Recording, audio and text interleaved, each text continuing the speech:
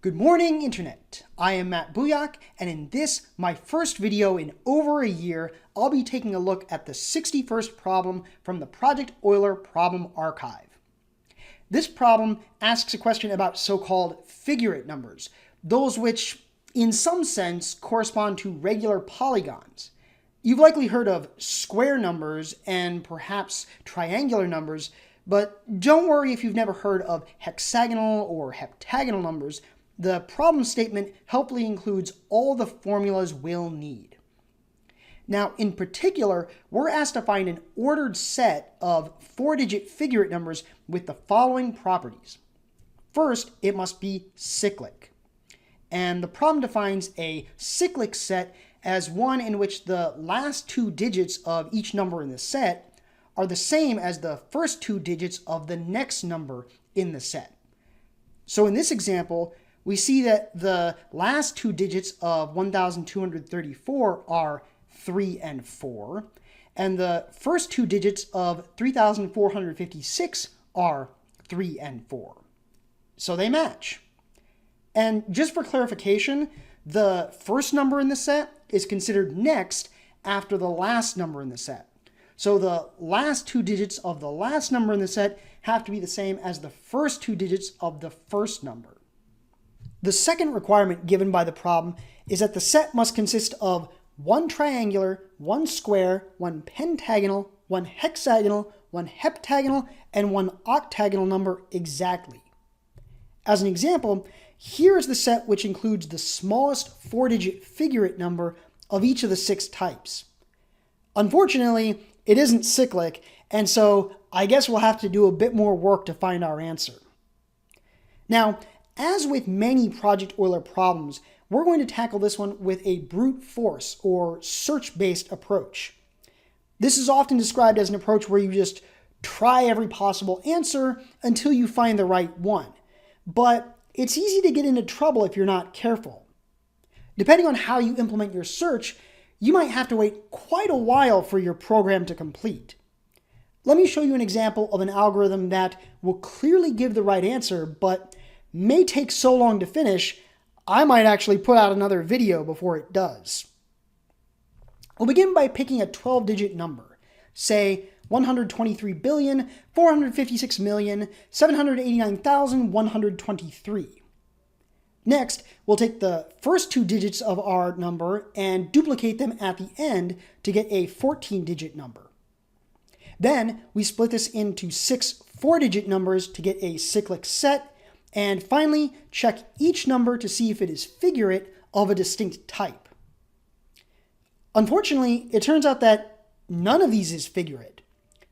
I guess there's nothing else to do but try the next 12-digit number. Now, this might seem obviously bad. In order to check every solution, we'll need to consider almost 1 trillion possibilities, and most of them won't even be close to being correct. But with just a few clever tricks, we can transform this algorithm into one that looks very similar, but is much, much faster.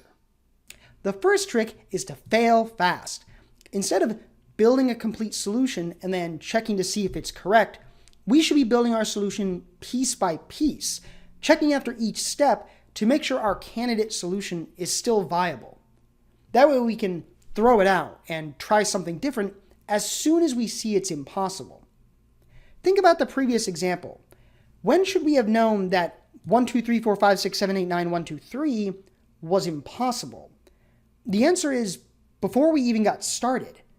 Since there's no 4-digit figurate number that starts with 1, 2, 3, any 12-digit number that starts with 1, 2, 3 can only lead to an incorrect solution. Instead, we should be going directly from numbers that start 1, 2, 2, 5 to those that begin with 1, 2, 4, 7, skipping right over those that begin 1, 2, 3. Note that these are both figurate numbers. 1,225 just happens to be square, triangular, and hexagonal, while 1,247 is the 29th pentagonal number. Now, starting with a figurate number for our first 4 digits makes sense, but how do we continue from there? Let's think about how the original slow algorithm would have behaved.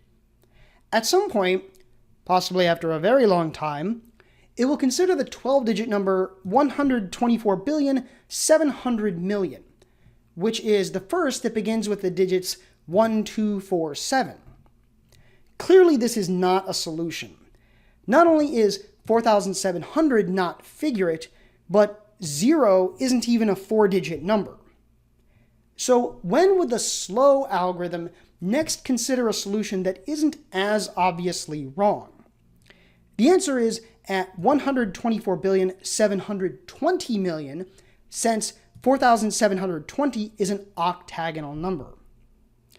So now we see that the way to build up our partial solution is to add 2 digits at a time, so that the last 4 digits always form a figurate number. At each step, we might have to try multiple possibilities, and if we ever reach a number that has no valid continuation, we'll have to backtrack and try something else.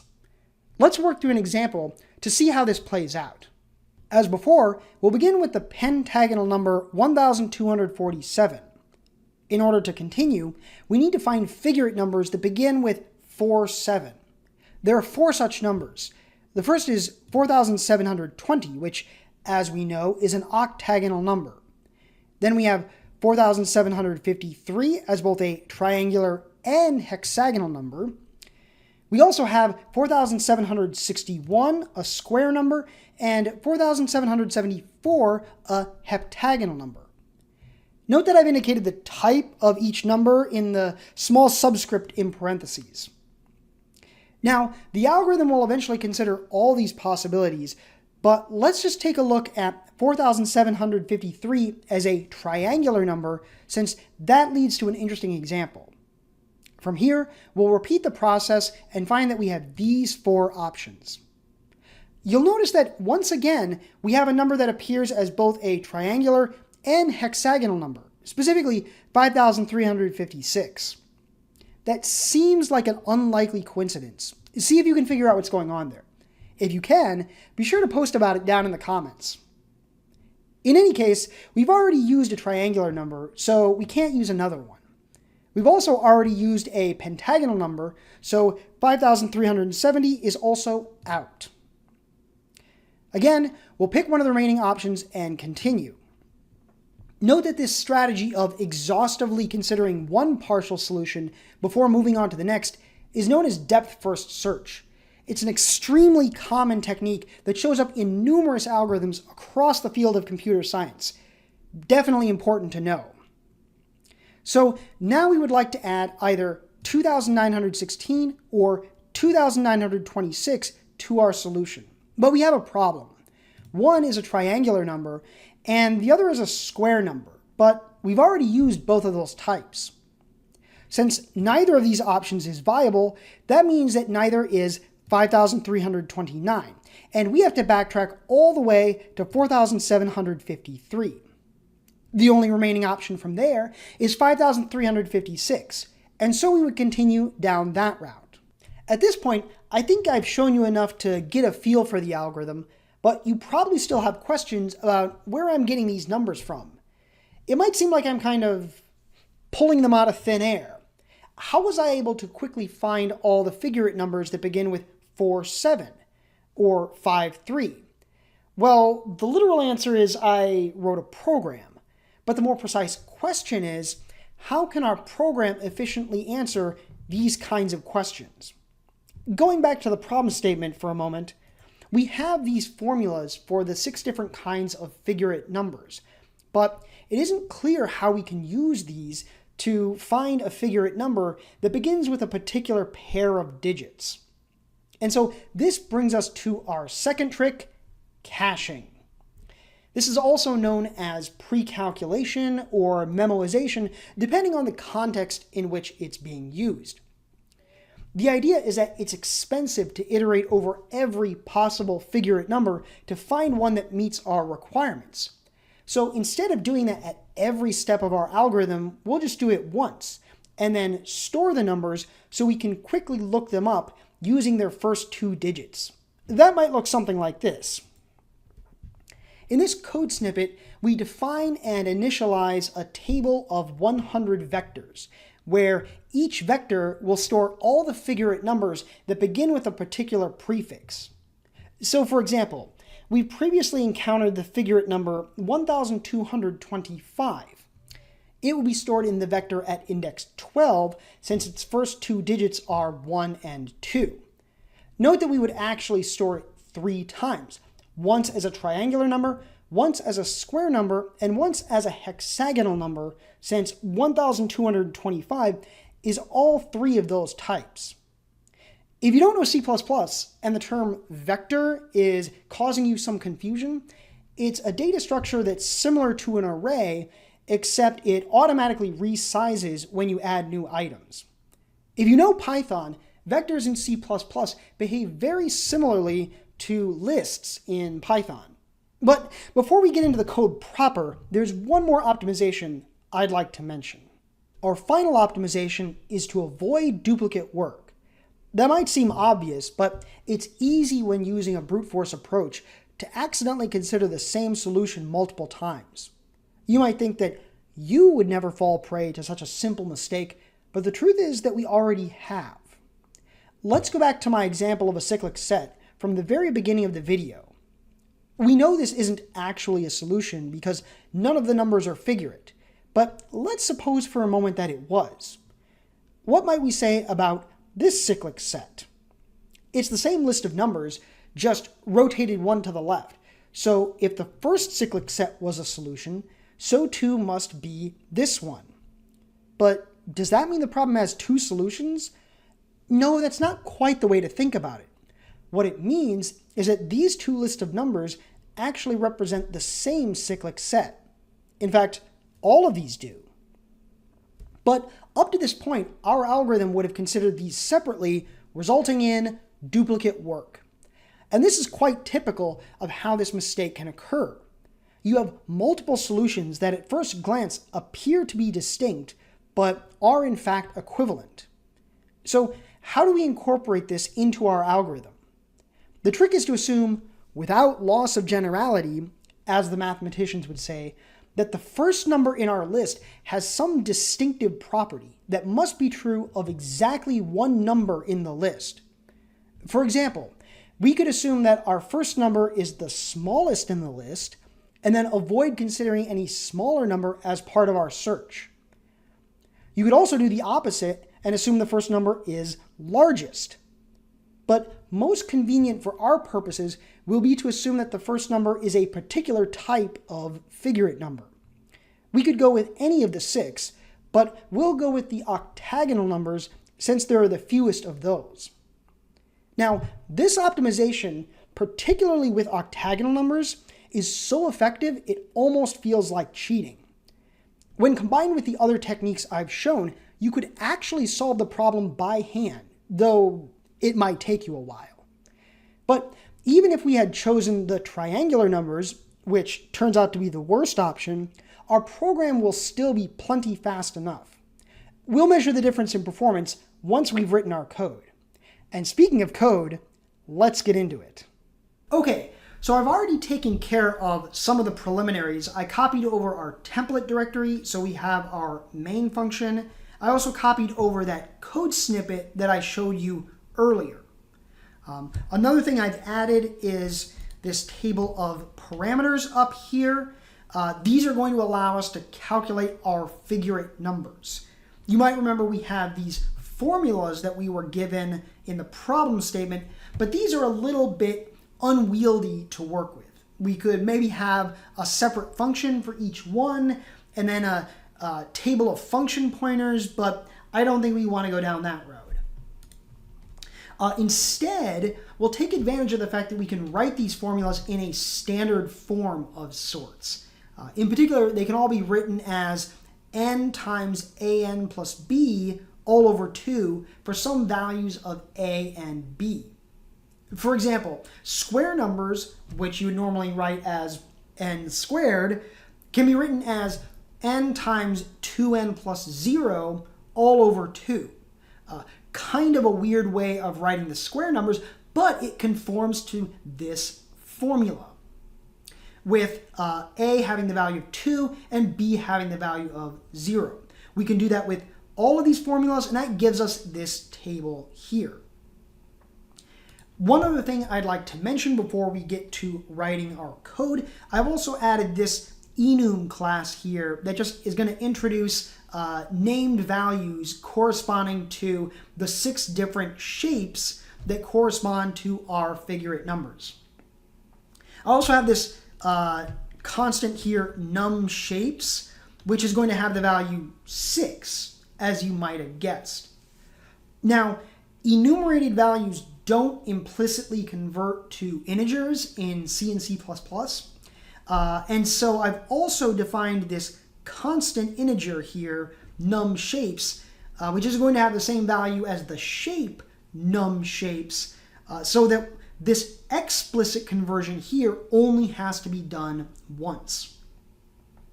Now, the reason I've taken this approach of putting num shapes in the enumerated class is that then if somebody comes in here and adds like nonagon and decagon or whatever, num shapes will automatically be updated. Now, if somebody adds decagon there, well, don't do that. That's going to make it wrong. But as long as nobody does something silly, it'll automatically have the right value. Okay, let's get to writing our code proper. The first thing we'll want to do is to have a function for calculating a single figurate number. So we might say int calc figurate, and that's going to take a shape and an index n. We'll need to get our parameters here. So let's say const auto reference FigNum parameters is equal to params shape. Except this won't work as written because this is a shape, not an integer. And so we need to convert it to an integer like so. That's that explicit conversion that I was mentioning just a moment ago.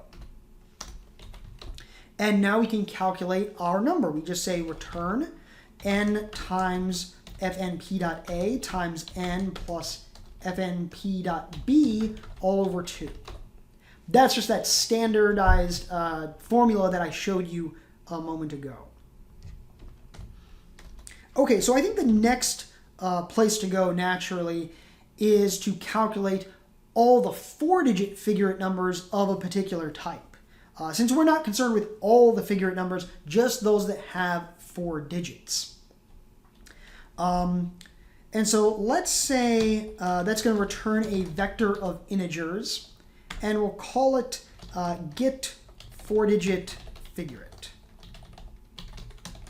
And that's going to take a shape called shape, and we'll just immediately declare our the structure that we're going to return. It's going to be a vector of integers called ret. I like using this convention where your return value is named ret, and then you can just say return ret at the end of the function. Okay, so in order to find all the 4-digit figurate numbers, we basically just need to find larger and larger figurate numbers until we find a 5-digit figurate number, and then we know that we've gone too far. And so we might do that with a for loop, something like for int n equals 1, x is less than 10,000, that is the first 5-digit number, and then increment n. Though you might immediately notice that we have neither defined nor initialized this value x, that is the value of our figurate number. And so we could maybe pull that out, but then we have empty fields in our for loop, and I don't like doing it that way. It's just not my style. And so instead, I like doing it with a while loop, x less than 10,000.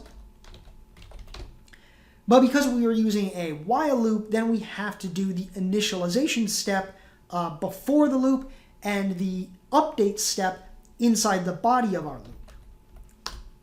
So we might say int n equals 1, int x equals calc figurate n shape. Excuse me, I did that backwards. Shape n.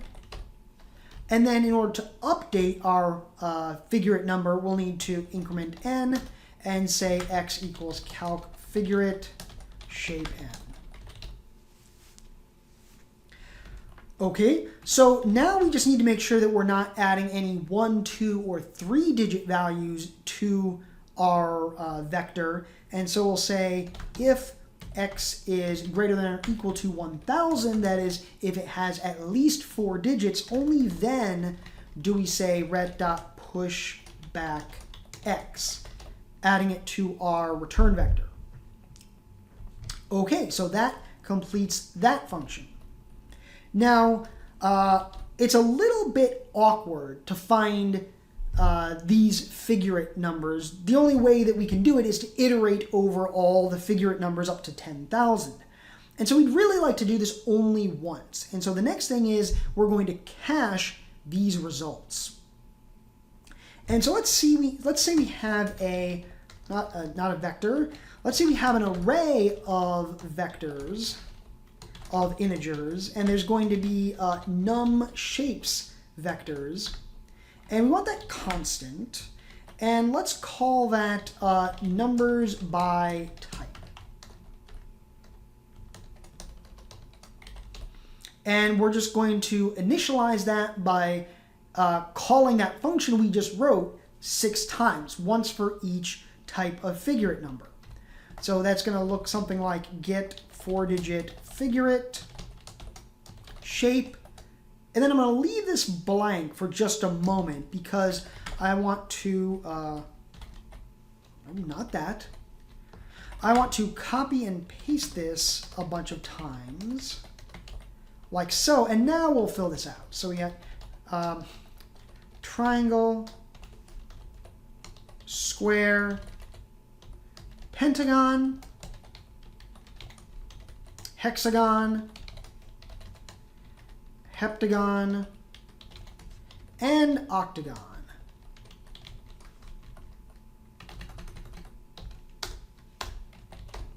Okay, so that will, on program initialization, call this function initializing these vectors.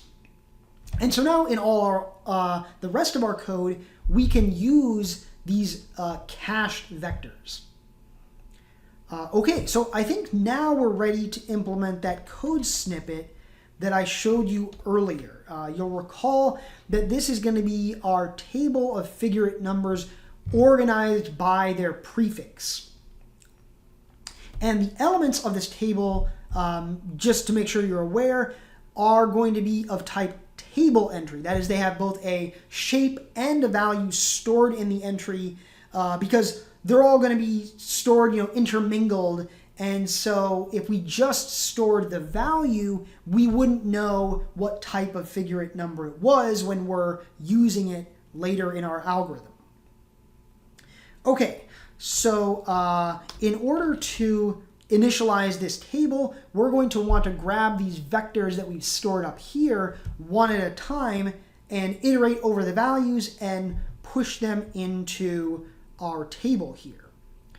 So let's just do that. Const auto reference nbt is going to be equal to, I've skipped a step here. We're going to want a for loop. I is equal to 0, I less than num shapes, like so. Okay, and so now we can get our vector, which has our 4-digit figurate numbers. Const auto reference numbers by type is equal to numbers by type I.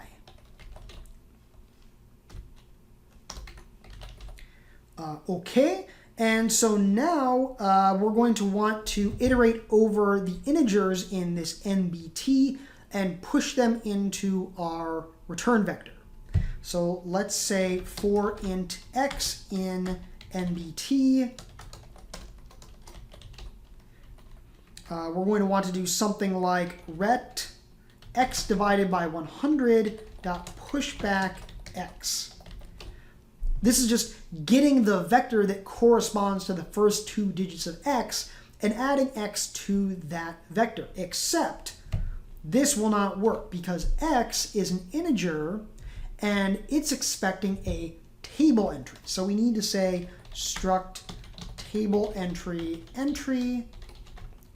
is equal to I converted to a shape and then x. And then we can push entry into our table. Okay, I think that should be good. So now we have both our numbers organized by their type and by their prefix. We're ready to implement the heart of our algorithm, that depth first search that I mentioned earlier. Now, one thing to keep in mind with depth first search is that it's almost always implemented as a recursive function. That is a function that calls itself. And the reason why that's so common is that with depth first search, the whole idea is that you want to try something that's maybe a bit speculative.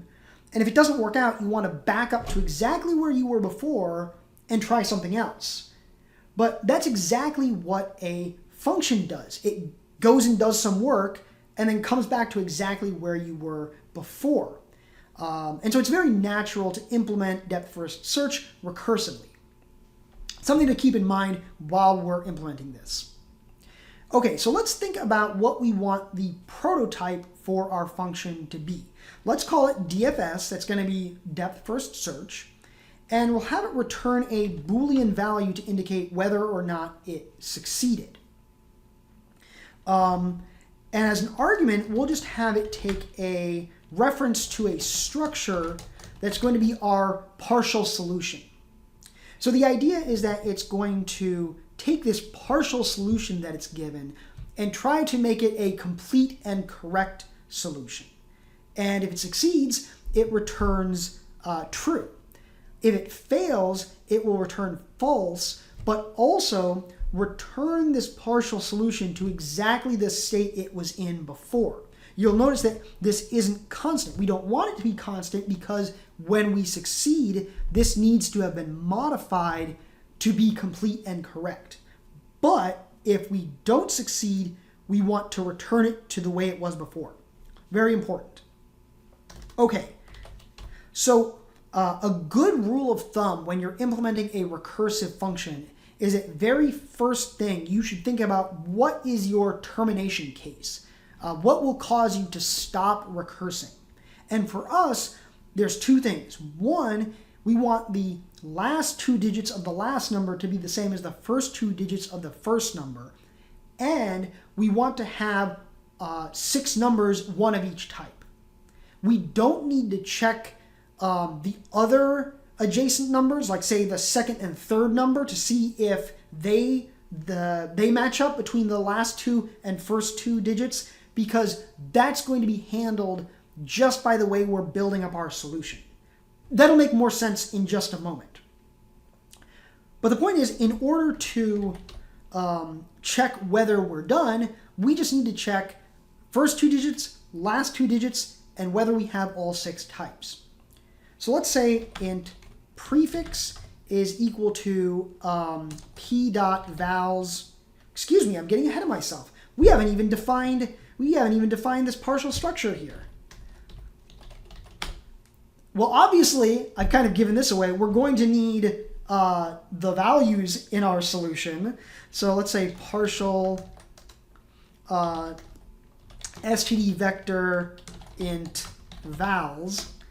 And then you might be tempted to do something like this, but this is a little bit awkward. It would let us record the shape of each number, which we will need. But then in order to check if we've already used a particular shape, we would have to iterate over all the elements of this vector, and that's not really ideal. So let me introduce you to a different data structure called the bit set. I've got the documentation here on CPP reference. This is just going to be a collection of bits that you can set to true or false. There's going to be 6 of them, one for each of our 6 different types. We can also test each bit to see if it's set or not. In our case, if a bit is set to true, that will mean we've already used that type of number and shouldn't use it again. Okay, So going back here, instead of this vector, we want to say bit set num shapes, and we'll call that used. And I just deleted all the code we just wrote. We'll call that used to indicate which types we've already used. All right, now to get the prefix, that is the first 2 digits of the first number in our solution, we want to say something like p.vals.front divided by 100. Okay, that's just going to be getting the first 2 digits of the first number, and then we want to do int suffix p.vals.back mod 100. Okay, and now we can check to see if we're done. If prefix equals suffix and p.used.all, which will test to see if all the bits are set, then we return true. But if we are not done, we will need to try adding another number to our solution. And how we find the numbers that are candidates, we're going to use this numbers by prefix up here. So we might say const auto reference candidates equals numbers by prefix suffix. Now wait a minute, this seems like a mistake. No, because remember, this is the last 2 digits of the last number, but those are going to be the same as the first 2 digits of the number that we're adding. That is, they're going to be the prefix of the next number. So this is correct. Okay, so now we want to iterate over all the numbers in our vector of candidates here. But be careful, because these aren't actually numbers, they are table entries. So let's say for const struct table entry reference entry in candidates,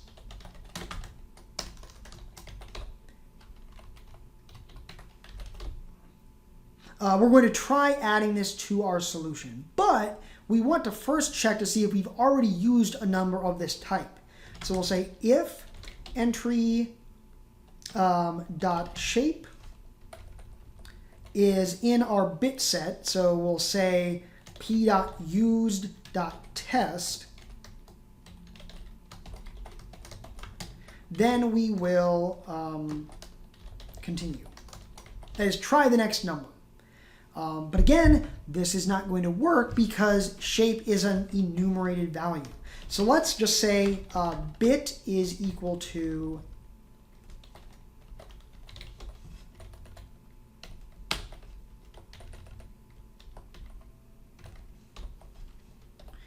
pull that up there,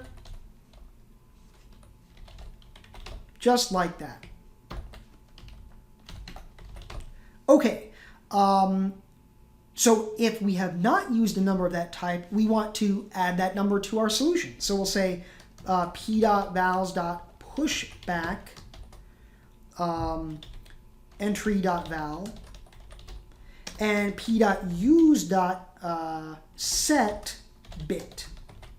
So we are adding the value, setting the bit, and so now what we want to do is to check, is p now correct and complete? Well, we have a function to do that. It's called DFS.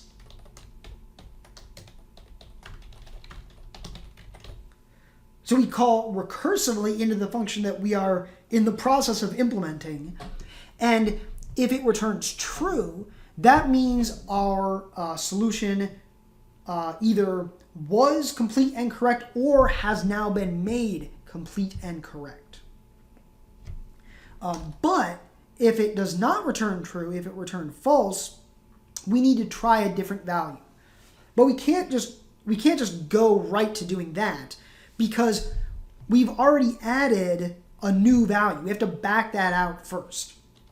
So we'll say p.use.reset bit and p.vals.popback. Excuse me. Okay, so now we are back to where we were before. We will loop and try the next value. If we try all the values and none of them work, then this partial solution was no good. We return false. Okay, so another thing that's very common with depth-first search is that you'll end up writing sort of a wrapper function that will kick off the search. For example, we want to add that optimization where we start with an octagonal number. And we don't really want to put that in our main function. It really belongs more as part of the DFS algorithm proper. And so we're going to write a function called DFS start that is going to sort of kick off the main DFS recursion. What should it return? Well, ideally, we want our main function to just call this and get back the answer. So that's just going to be a vector of integers.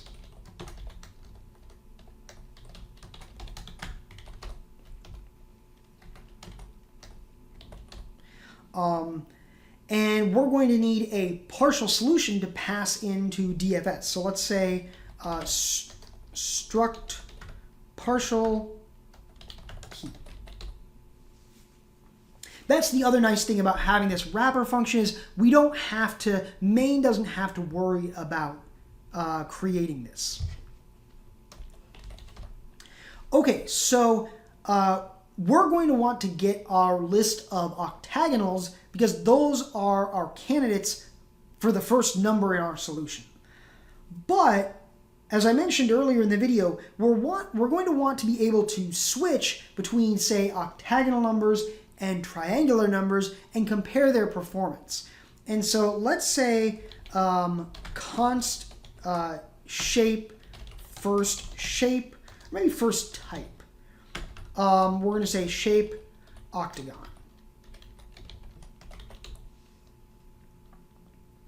Okay, and then we can say const auto reference first numbers equals numbers by type int first type. And so now, similar to what we did in our depth first search, we're going to want to try starting off our solution with each of these numbers. So let's say for int x in first numbers, and also as before, we're going to want to say p.pushback, p.vals.pushback x. And you might be tempted to, as before, say p.use.set shape octagon. Something like this. But we don't need to do this on every loop because they're all octagonal numbers. So let's move this outside the loop and also use first type.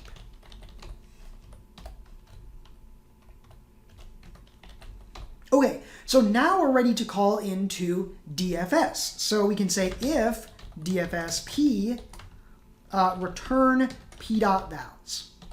That is just return the vector of integers inside our partial solution. That's going to be our solution. But if that didn't work, again, p.vals.popback, undo the change that we made and try the next value. Now, we should never get to here. We should never get here because we know there's a solution. And so we should find it before we get here. But let's make our code robust And if we get there, we'll return a vector of integers, just an empty one, to indicate that we found no solution. Okay, now our main function should be pretty simple. We've done most of the work already. We could say const auto solution is equal to DFS start. We'll want to check to make sure we actually found a solution. So let's say if solution.empty printf failure and return 0. But if we found a solution, let's print it out. We'll say print CSV solution and follow that with a new line. You won't find this print CSV in any standard library. It's just in my common project Euler code. We'll just print out the contents of a container as comma separated values. Now, we are not done just yet because this is not actually our solution, though it is named solution. If we go back to the problem statement here, it actually says that we are supposed to find the sum of the numbers in the set. That's because every project Euler problem has a single integer as the solution. And so we'll want to do that. So let's say printf solution equals, and we're going to use a standard library function, accumulate, which just adds up the contents of a container. It's going to be solution.begin, solution.end, starting at 0. And that should be good to go. Let's go back to our shell and make. And it looks like a bunch of stuff is exploding. So let's see what's going on there. There's something wrong on line 74. Oh, I just didn't put the ending parentheses there. Yeah, let's go ahead and rebuild. Okay. Oh yes, when I copied that, I didn't add the explicit conversion. So let's do that. That's the whole reason for pulling that out separately.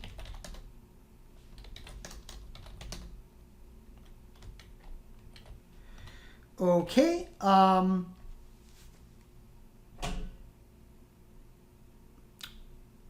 Yes, I'm not doing the conversion there either. Right here. Let's actually, you know what? Let's actually do it this way. Let's make that an int and get rid of this conversion. There we go. That's better. Okay. Of course, if I'm going to do that, I have to add the conversion there.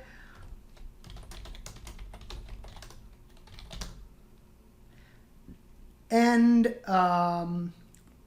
line 144 doesn't like pop. Oh, pop back doesn't take an argument. And there we go. And let's run it. And we have our solution. Now, I promised you a performance comparison, and we could do something like this. But this isn't going to be particularly useful. You can see the time we spent in user space code, that is our code, was 0. So that's not really going to be a helpful comparison.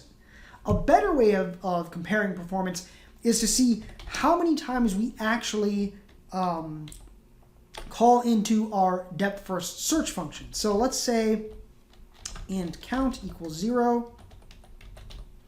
And we're just going to implement that at the beginning of our function here. And then down at the bottom,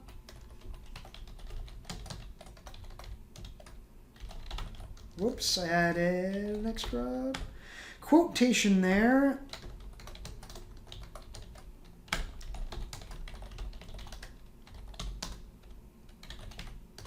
Okay, so it says our main algorithm was called 132 times. Let's compare that to triangular numbers. I'll just go up here, change this to triangle.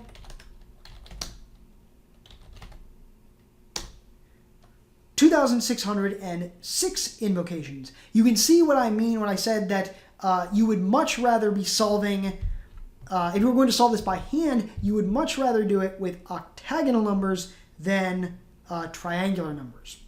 But in any case, we do in fact have our solution, 28,684. So let's check to see if that's correct. Go back here. We'll go over to the archive. We'll go to our problem. And we see 28,684 as expected. So thanks once again for joining me in this video. I'm hoping it won't take another year for me to put out another video. And when it does, I hope you will join me for that one as well.